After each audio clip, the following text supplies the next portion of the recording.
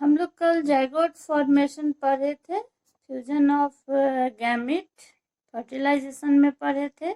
आज देखते हैं कि उस चैप्टर को आगे बढ़ाते हैं। देखते हैं इस लेक्चर में कि यहाँ लिख रहा है, यहाँ देखो NCERT page number 52, baby sex of the baby is determined by father and not by mother. हाँ, not by the mother. इस लाइन को लास्ट में देखते हैं। लास्ट लाइन है किसका? सेक्स डिटर्मिनेशन का। जब जाइगोट बन गया है तो हमें तुम्हारे एनसीईआरटी के लास्ट में जो क्वेश्चन दिया है, क्वेश्चन नंबर 19, हाँ, वो हमेशा क्वेश्चन पूछा जा रहा है कि in our society, question number 19 उलट के देखना page, in our society the women are often blamed for giving birth to daughter. Can you explain why this is not correct? हाँ, क्यों ये करेक्ट नहीं है कि हमारे सोसाइटी में वीमेन जो है वो ब्लेम किया जाता है डॉटर प्रोड्यूस करने के लिए कि खाली तुमको बेटी ही पैदा हो रही है। क्यों हो रहा है? वो हमेशा यहाँ के माँ को ही ब्लेम किया जाता है, बल्कि यहाँ लिखा जा रहा है ये जो सेक्स डिटरमाइंड जो होता है, यहाँ देखो, ये जो sex of the baby is determined by the father and not by the mother. ये लाइन होना चाहिए कि फादर के द्वारा सेक्स डिटरमाइन होता है, बल्कि माँ के द्वारा नहीं होता है ये। लेकिन अक्सर हमारे समाज में, हमारी इंडियन सोसाइटी में ब्लेम किया जाता है कि मदर जो है, माँ जो है, वही बेबी पैदा करने के लिए जो है, फीमेल बेबी जो है वही पैदा करती है, तो वही उसी को ब्लेम किया जाता है। इसका हम लोग आज सेक्स डिटर्मिनेशन करके देखते हैं कि वास्तव में जो फादर है, जो मेल है, वो इसके लिए उसको ब्लेम करना चाहिए, लेकिन नहीं, यहाँ चूंकि हम लोग का महिला को ही ब्लेम किया जाता है, तो ये गलत है। इसको हम लोग गलत है, इसको पढ़ेंगे कि क्यों गलत है। तो सेक्स डिटर्मिनेशन करते हैं। सेक्स डिटर्मिनेशन में हम लोग जानते हैं, सबसे पहले हम लोग पढ़ चुके हैं, थोड़ा सा बता रहे हैं कि हम लोग का जो क्रोमोजोम्स होता है वो 46 क्रोमोजोम्स होता है ना, 46 क्रोमोजोम है। इसको जो 46 क्रोमोजोम होता है उसमें 22 पेयर्स क्रोमोजोम को क्या कहते हैं? ऑटोजोम्स। हाँ, और लास्ट जो 1 पेयर होता है उसको क्या कहते हैं? Sex chromosome. और वो सेक्स क्रोमोजोम का एक और नाम है एलोजोम्स। ठीक, तो जो सेक्स क्रोमोजोम है एक्स एंड वाई, ये किसमें होता है? मेल में। इसको हेटेरोगैमेटिक कहते हैं। मेल को हम लोग क्या कहते हैं? हेटेरोगैमेटिक, क्योंकि ये दो तरह का गैमीट को प्रोड्यूस करता है। एक गैमीट में एक्स होगा और दूसरे गैमीट में वाई होगा। इसको हम लोग फिर चार्ट से देखेंगे अभी। और फीमेल में जो होता है वो होमोगैमेटिक होती है। होमोगैमेटिक मतलब जैसे कि 46 क्रोमोजोम है होमोगैमेटिक में, फीमेल में, तो 46 क्रोमोजोम में क्या होता है कि 22 पेयर्स जो होता है वो ऑटोजोम्स होता है, और लास्ट जो 1 पेयर है वो एक्स क्रोमोजोम है। हाँ, 1 पेयर एक्स ही होगा, तो इसको हम लोग क्या कहते हैं? होमोगैमेटिक। होमोगैमेटिक मीन्स एक ही तरह का जो गैमीट प्रोड्यूस करे, जिसमें क्रोमोजोम एक ही तरह का हो, एक्स ही रहता है, तो उसको हम लोग होमोगैमेटिक कहते हैं। इसको हम लोग एक चार्ट द्वारा देखते हैं कि होमोगैमेटिक और हेटेरोगैमेटिक क्या है। तो यहाँ देखो, ये फादर का है, मेल है, इसको मेल को हम लोग डिनोट करते हैं इस चिन्ह से। तो मेल में जो होता है, देखो यहाँ जो ऑटोजोम्स है, ऑटोजोम्स कितना होगा? 22 पेयर्स। ए से डिनोट किए हैं 22 पेयर्स, 22 पेयर्स 44 हो गया, और एक्स वाई तो कितना हो गया? 44, 46, 45, 46, 23 पेयर हो गया ना।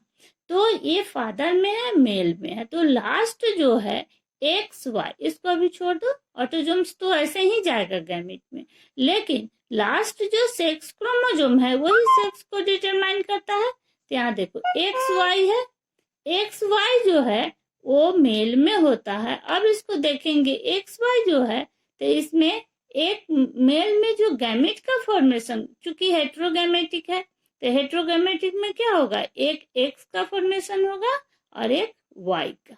तो दो तरह का गैमेट प्रोड्यूस किया। स्पर्म जो है, यहाँ गैमेट, मेल गैमेट क्या है, स्पर्म है, एक एक्स है एक वाई है। तो एक्स एंड वाई जो प्रोड्यूस किया है। और फीमेल में देखते हैं, फीमेल जो है, माँ जो है वो क्या है, माँ होमोगैमेटिक है। तो होमोगैमेटिक में देखो 22 यहाँ ये ऑटोजोम्स है, और जो ये सेक्स क्रोमोजोम है एक्स एक्स, हाँ, तो एक्स एक्स जो है मदर का, वो क्या होता है, उसमें गैमेट फॉर्मेशन जो हो रहा है वो देखो होमोगैमेटिक है, एक ही तरह का क्रोमोजोम फॉर्मेशन हो रहा है, एक्स एंड एक्स गैमेट का फॉर्मेशन हो गया। यहाँ 22 + 1, 22 + 1 23 एक गैमेट बना, ओवम, जिसको कि ओवम कहते हैं। तो ये मेल गैमेट या फीमेल गैमेट हो गया। अब हम लोग इसको फ्यूजन करते हैं, ये पेरेंट्स था, इससे गैमेट बना, ये मदर है, मदर का फीमेल गैमेट का फॉर्मेशन हुआ। अब हम लोग जो फ्यूजन करेंगे तो जायगोट बनेगा, ऑफस्प्रिंग का जो फॉर्मेशन होगा उसको देखते हैं। देखो दोनों को क्रॉस कराएं, फर्टिलाइजेशन करवा रहे हैं, तो यहाँ बन रहा है एक्स वाई, हाँ, एक्स एक्स वाई, ये पहला जो बनेगा, यहाँ से एक एक्स लिया और यहाँ से एक एक्स, तो क्या बना, एक्स एक्स, तो फीमेल बनेगा। फिर एक्स यहाँ से लिए, वाई यहाँ से लिए, इधर से एक्स लिए, तो क्या बना, एक्स वाई मेल बना, मेल ऑफ स्प्रिंग। यहाँ क्या बना, x x female of spring, यहाँ क्या बना, मेल ऑफ स्प्रिंग। तो देखते हैं कि 50% मेल ऑफ स्प्रिंग बनता है और 50% फीमेल ऑफ स्प्रिंग। लेकिन जहां भी मेल बन रहा है वो उसमें कौन गैमेट आ रहा है, वाई गैमेट। अगर वाई गैमेट आ रहा है, इसका मतलब कौन रिस्पॉन्सिबल है मेल पैदा करने के लिए, एक्स जब भी आ रहा है तो देखो फीमेल का फॉर्मेशन हो जा रहा है, लेकिन जब वाई आ रहा है जहां भी तो मेल, तो कौन रिस्पॉन्सिबल है, मेल रिस्पॉन्सिबल है, नॉट फीमेल। तो ये जो हमारे सोसाइटी में जो हमेशा ब्लेम किया जा रहा है कि फीमेल रिस्पॉन्सिबल है, ये गलत है। इसी को प्रूव करना है इस सेक्स डिटर्मिनेशन के द्वारा, इस चैप्टर में, किसमें, रिप्रोडक्शन में। चूंकि जायगोट का फॉर्मेशन किया हम लोग, तो जायगोट में किस तरह से बना है, फिर इसको हम लोग उस आगे नेक्स्ट चैप्टर में बॉटनी के क्लास में तुम लोग पढ़ा होगा, नहीं तो फिर हम लोग पढ़ेंगे सेक्स डिटर्मिनेशन करके। तो थोड़ा सा यहाँ सेक्स डिटर्मिनेशन का नॉलेज दे दिए हैं, चूंकि ये हमेशा एक, या तो आएगा क्वेश्चन कि ह्यूमन सेक्स डिटर्मिनेशन क्या है, या दूसरा आएगा कि हमारी सोसाइटी में हमेशा फीमेल को क्यों ब्लेम किया जाता है, जो कि गलत है। वो तुम्हारा एनसीईआरटी साफ इसको प्रूव किया है, साइंटिफिकली प्रूव किया गया है कि जो बेबी का जो एक, यहाँ देखो, sex of the baby is determined by the father not by the mother.